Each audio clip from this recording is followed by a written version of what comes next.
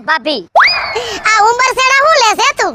ઉંમર છેડા નથી લેતો, હું તો આ ટાઈટમાં કસરત કરું છું. મારે મારું બોડી બનાવવું છે.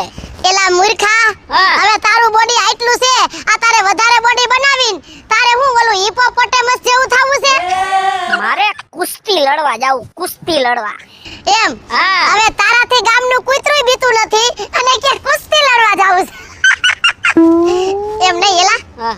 આ આટલી બધી ટાઈટ છે, બહાર નીકળાતું નથી અને ભલા માણા તું આ પોરહમાં આ ટાઈટ તારી વેવાણ થાય છે?